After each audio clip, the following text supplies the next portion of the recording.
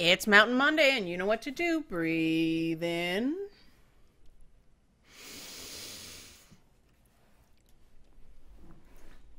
And out.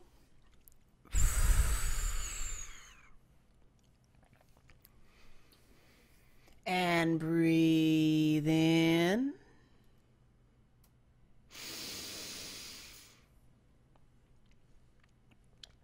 And out.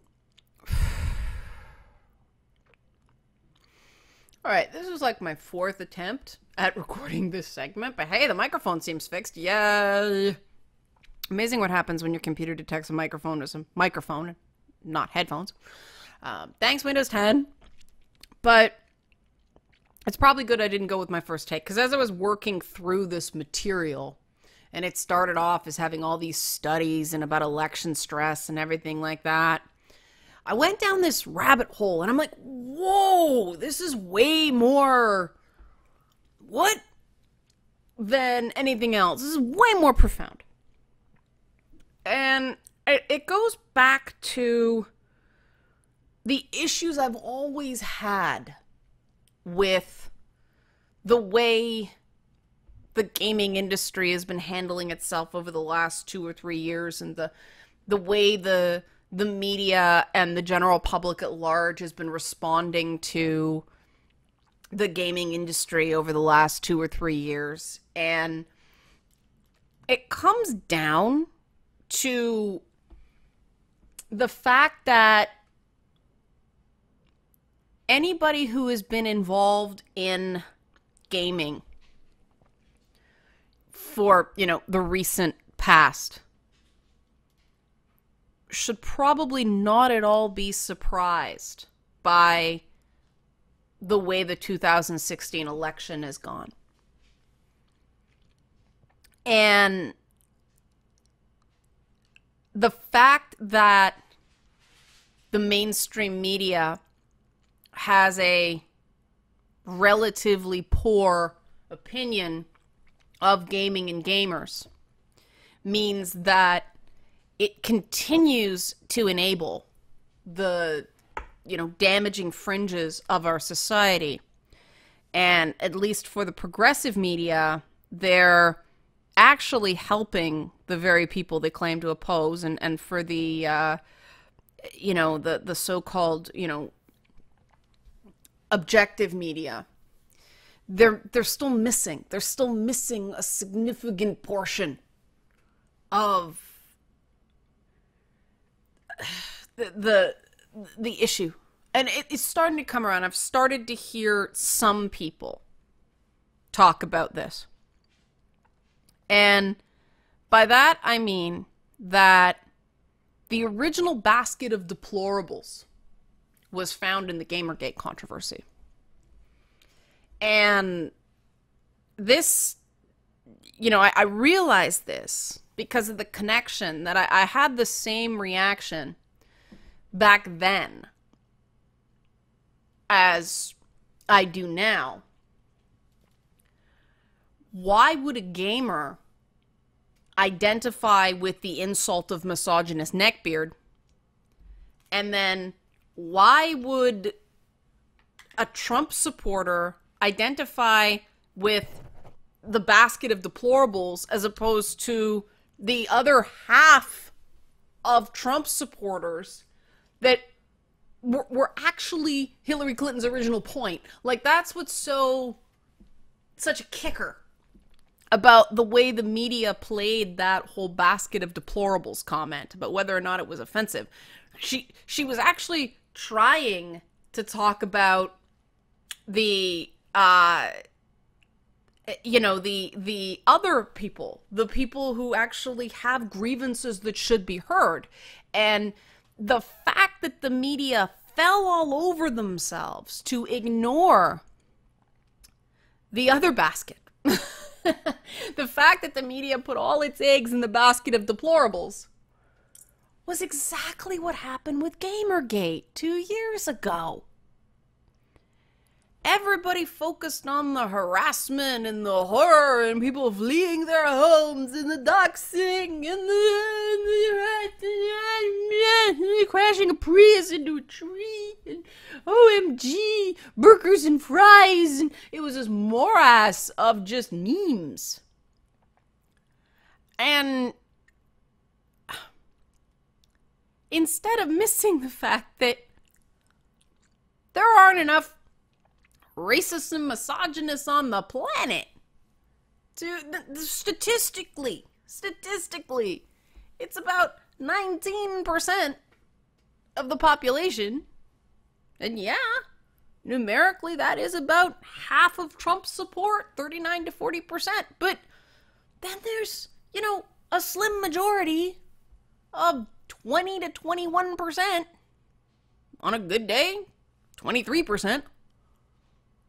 Who aren't in it for those reasons. I see interviews on, the news with Trump supporters who are like, he's a businessman. Now, obviously they haven't followed the ins and outs of his business, but they like the idea of a businessman, or they're concerned about the Supreme Court. There are principled Republicans who can absolutely not bring themselves to vote for Trump. A lot of them are in Utah. Go, Evan McMullen. This election is showing that everything that the 22% were saying in Gamergate was true, that there were third-party trolls and political opportunists grafting themselves on to a much simpler issue. We have that similarly in 2016. We have this so-called alt-right and the, just the iconoclasts, the people that want to see it all burn, hijacking what should have been an election that really did focus on,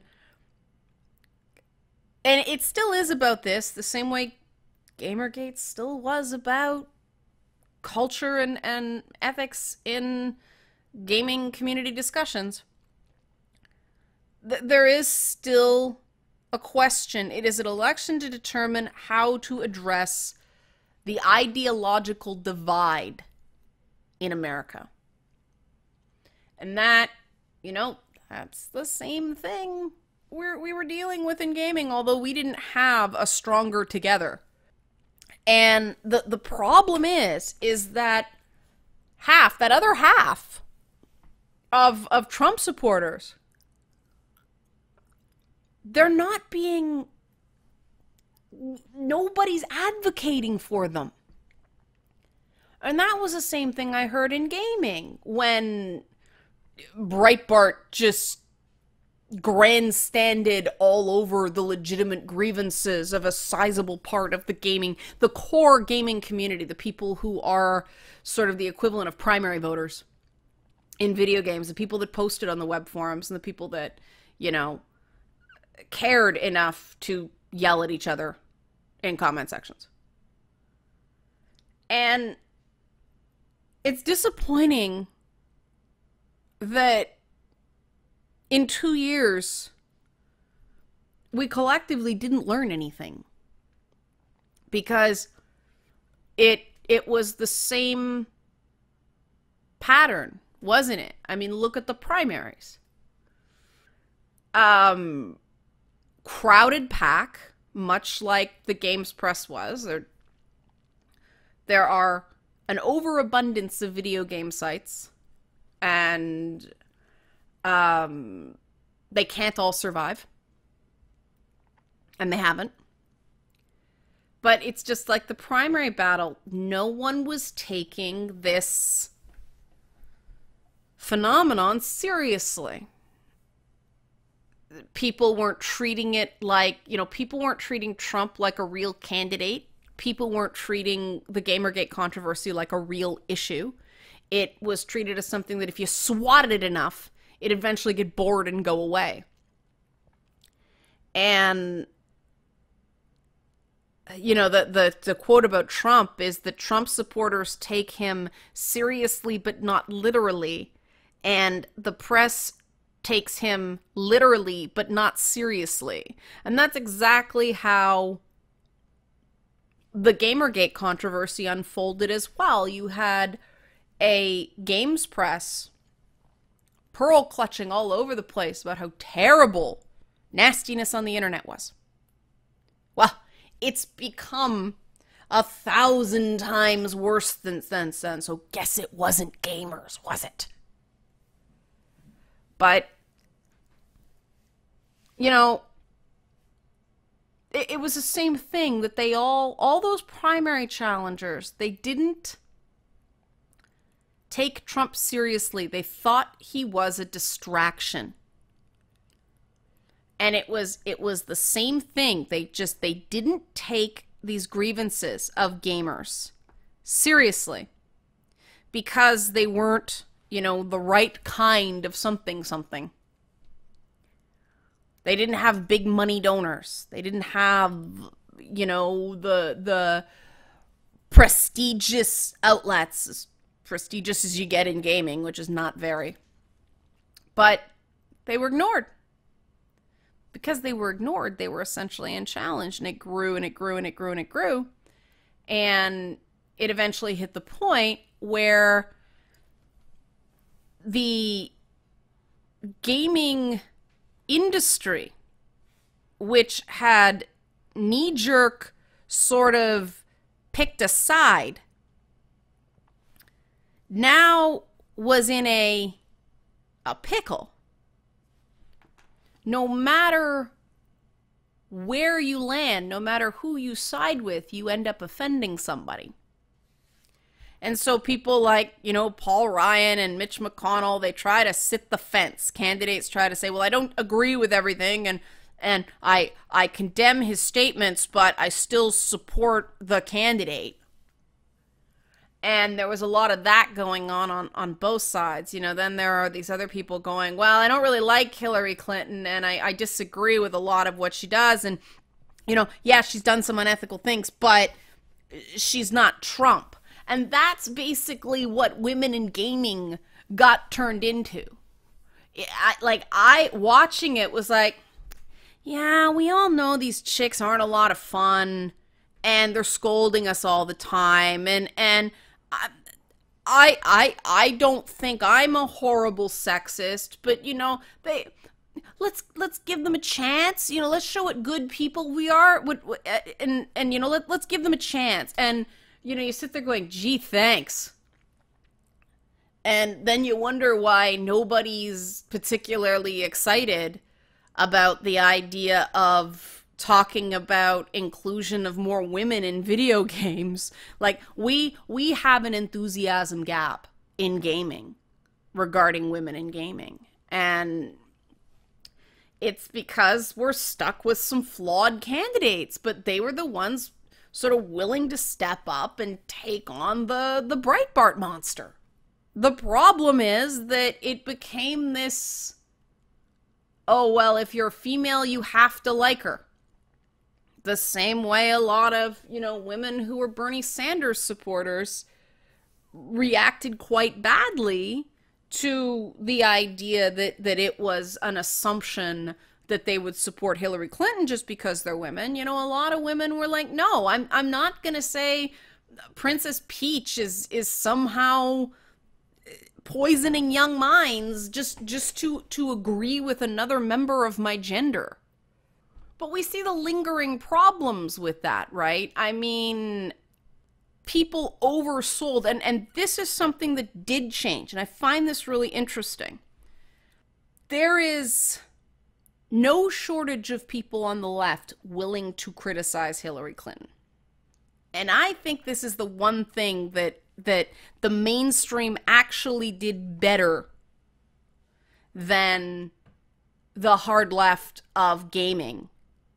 And this is why I think Clinton is in as good a position as she is they allowed criticism of her. Now, people will say, bias, no, emails, no, WikiLeaks, no. No, it was something like 527 days straight of emails. of private server stories. That's... Genocide gets less coverage. I'd like to see that stacked up against the war in Syria. It was ridiculous.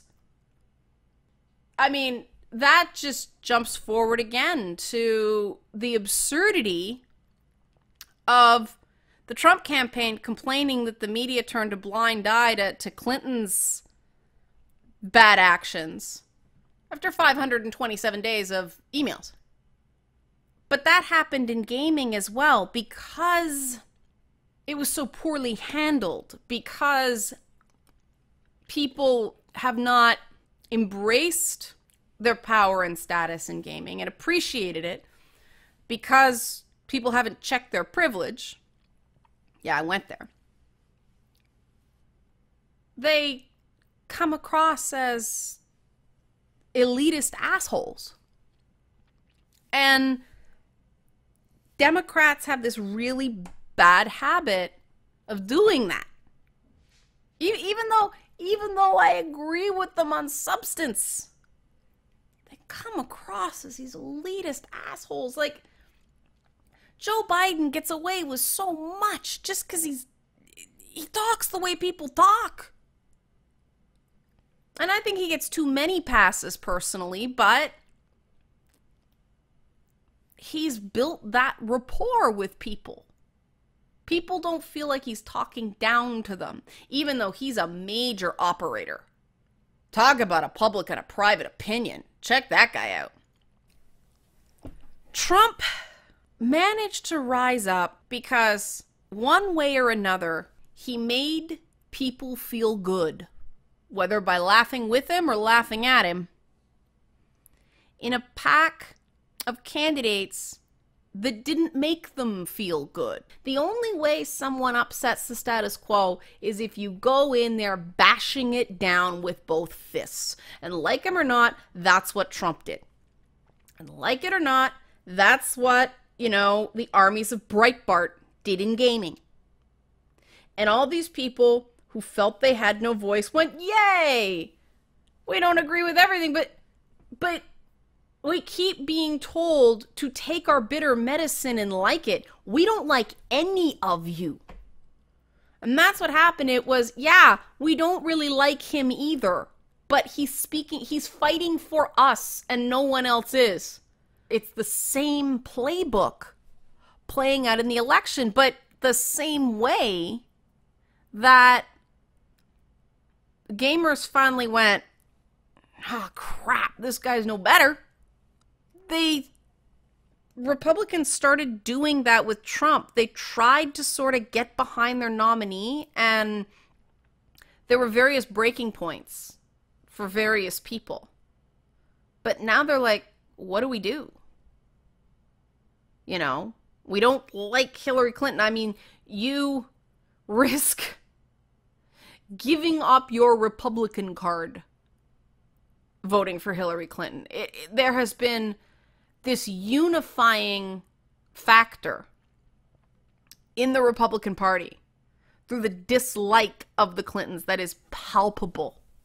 It's that equivalent in gaming that if you make a Duke Nukem 3D joke, everybody kind of chuckles, or it's okay to say EA sucks, or that Ubisoft's games are buggy. There are certain things that when intra-factional debates get too heated, you can drop in one of those things and it takes the pressure off.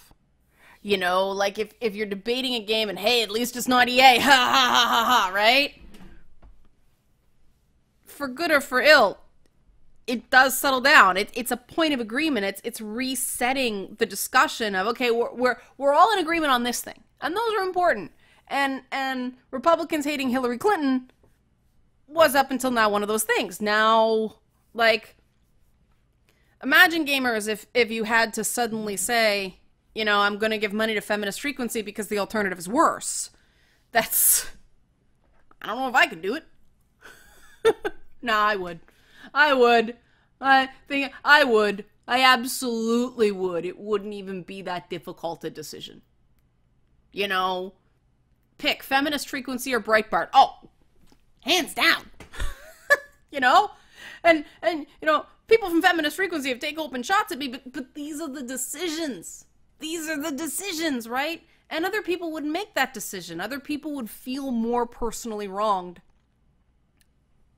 in, you know, the other side of the equation. And this all played out. You know, this all played out with Gamergate. And if the mainstream media took video games as seriously as they take bloody reality TV, they'd have been in better shape because they would have paid attention. Reality TV stars are seen as part of the mainstream in a way that video games aren't. And that's bloody ridiculous. But it is a bias, and the intersection point of that bias is that 22%. Those non-deplorables Trump voters are those same kind of non-histrionic, white, straight, cisgendered men, with some women too. And it's just this base that's been forgotten. And that's precisely their complaint, is that they're treated like they don't matter. That's what pushed them towards Gamergate and what pushed them towards Trump in the first place. People would rather be demonized than be ignored. And that's, you know, that's understandable, because say your relevance, your life energy is a fire, okay? You either have a choice of have gasoline poured on that or it be snuffed out. What are you going to choose? You're going to choose the gasoline, because then the fire gets bigger. Then people might take notice of the fire. Oh shit, the kitchen's burning. You know? As opposed to snuff, gone, irrelevant. Pfft. Next. And that's how this 22% of the American electorate is being treated. And it's a problem. It's short-sighted. It's their vote's as good as anybody else. And no party is really representing them right now. I mean, they're the ones I talk to, and they're not all white men, but that's sort of the characterization. The same way it's the gamer stereotype. It's the rational Republican stereotype, right? That they're misogynist neckbeards. Like, I don't know what to do. Nobody's really, not even advocating for my issues. Even people aren't even acknowledging that this group, the non-deplorables, are a group worthy of consideration. But I'm not gonna take people for granted just because to look at them you assume they have privilege, because what's missing from that equation? They're non-college educated white men, aren't they? Bump, privilege. You know, they just fell 12 points on the privilege scale right there just because they don't have a college degree. And they're like, they're this lost demographic that people, and you hear this a lot. People go, well, it's actually about class more than anything. You know, are we gonna claim that some, you know, celebrity like Will Smith is less privileged than some working class stiff in Iowa? Well, that's dumb. But people go, oh, well, it's black, automatic loss of privilege. Like, that's reductive, because we treat race as a class and women as a class and gays as a class, and, you know, this morass that is LGBTQ, which is actually 5 different classes that we treat as one class. You know what we're not treating as a class? Class! And that's exactly what happened in games. We got so fixated on politics by central casting that we missed the fact that the essential calculus in the relationship between a game consumer and a game publisher is the exchange of money. And that's strictly class at that point. That is, do you have the money?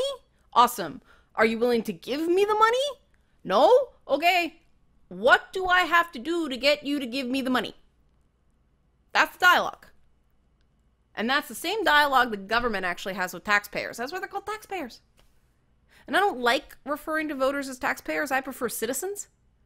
Because taxpayers just sounds like you give us money and screw off. Which is like buying an EA game. Ha! See, I did it. I did it. See? It works. But citizen is more than that. Citizen means you belong to something. And that's why I don't like talking about gaming consumers either. No, they're gamers. People who love video games are gamers. The way people who love America are citizens. They're not just taxpayers. They're not just people you can only care about if you can peg them into a certain special interest. Look what happened. The white working class went and formed their own special interests, but they got marginalized because of a lack of a college degree, and look who caught them. It's the same thing that happens whenever anybody gets marginalized. Opportunists get in there and wreak havoc. And, like, there's a reason Ohio's still undecided. There's a reason places like Arizona are opening up. There's a reason that, you know, there is this big shift. Texas is within a few points. Because people are saying the same way they did with video games. The thing that made video games supposedly more easy to understand is it should have been more simple and more tangible. But we blew it. And now we've got a bigger mess. We had 2 years. Had we paid attention, we had 2 freaking years to solve the media messaging problem that led to the rise of Trump world. It's undeniable we could have done that. But we didn't. Because it's just not cool to say that white men count. And I'm saying this as somebody who is, you know, you guys know me. I'm on, I don't hold anything against Colin Kaepernick. I see some of Black Lives Matter points, and, you know, I'm not going to get into I don't agree with everything they do, but you do you, man. Go for it. Hey, you're engaging. I don't have to like how you do it to support that you're doing it.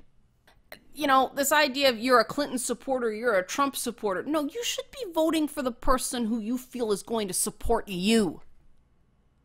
That's what it should be about. Not this hero worship, this celebrity status. It shouldn't be about that. This is governments, not the Celebrity Apprentice. And I shouldn't have picked that because that's a Trump show. But you know what I mean. You're not voting for the winner on American Idol here. The thinking is all backwards. You know, my role as a games industry analyst and a pop culture analyst in general, and unfortunately this election has gone into the realm of pop culture because a celebrity ran. But these issues are going to affect gamers as well. I mean, there's a lot of overlap. Let's be real here. But my job is not to tell you guys what you want to hear. Now, that being said, my job isn't to beat you up either. It's to tell you what I think. And not necessarily try to change anyone's mind, just here's the information. You guys have asked for more information about how the sort of inside baseball elements of the media, including the video games industry, work. That is what I am providing. Okay? I try to look at something, and, you know, presidential debates are a good way to do it because a lot of people watch them. So it's a common point. We can go, okay, look at this. Based on this example, here's a greater issue. That's what I try to do. Right? And that means some people are going to disagree. Some people are going to disagree profoundly. These things are difficult. It was a real wake-up call last week about how much fear there still is that something is going to be taken away from gamers because of the stigma against the whole thing. And I can't help but feel that that's the same kind of fear that the general electorate has. It explains this like 22% where people on the left are, how could anybody possibly vote for Trump? There are reasons. And that's why I've been, continuing to talk about this stuff, even though there's some real nasty commenters who, I'm not going to say make all Trump supporters look bad, because they don't make all Trump supporters look bad. You know what? I know Trump supporters in the real world who aren't like that. It's tough right now because everybody's fighting and everybody's getting too invested in these things, and everybody is getting sucked in to this climate of fear and anger, but I think it's really fear more than anything.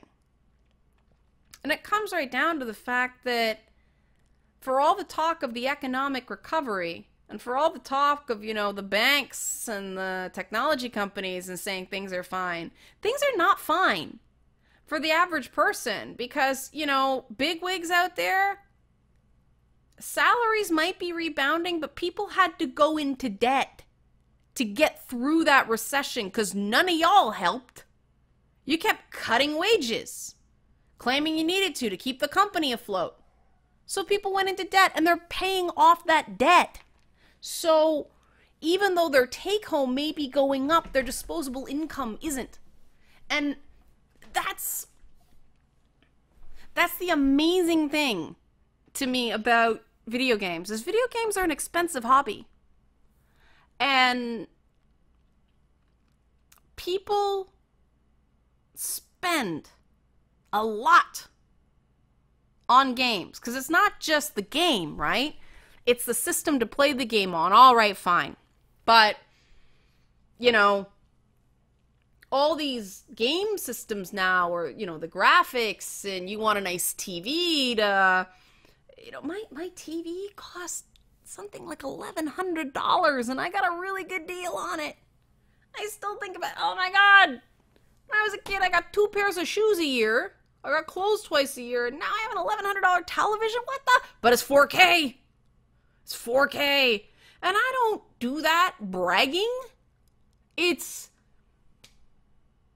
4K. That's amazing. Like, the technology is amazing. And I know that about myself. And it's like, I care about this stuff so much that I will spend amounts of money on this stuff where it's a passion. The expenses, and much like politics, gamers want to believe that the companies making the games and the companies covering the games actually share that passion.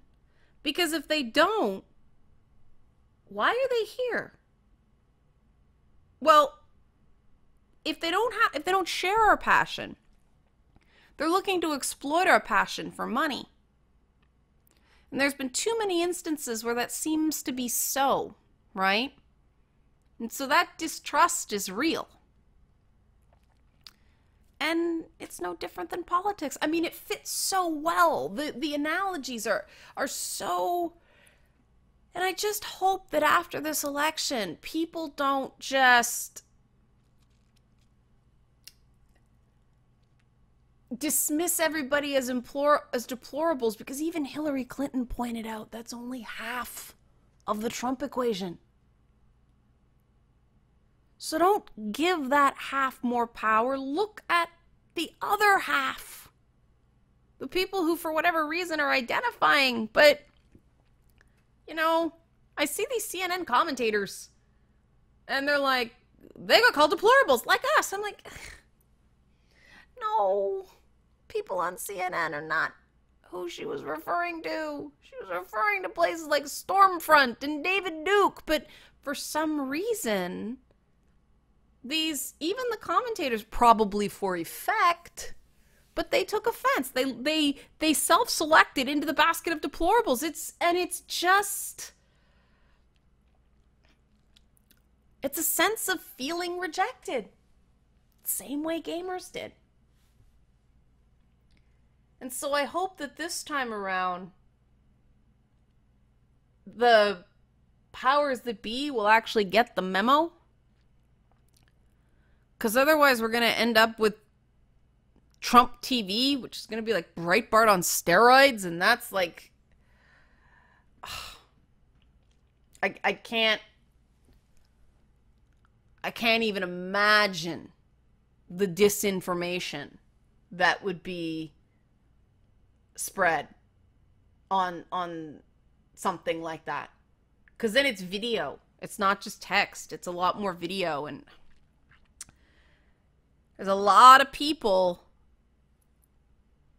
positioning to cash in on the disenfranchisement of, you know, whatever it's going to be, 40% of the electorate, 39% of the electorate. Like, that's enough to make some decent money. But it's not fair to them. So, tough stuff, but let's close out, breathe in.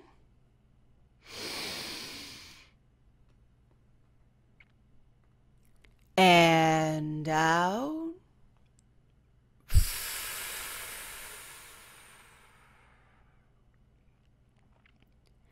And breathe in.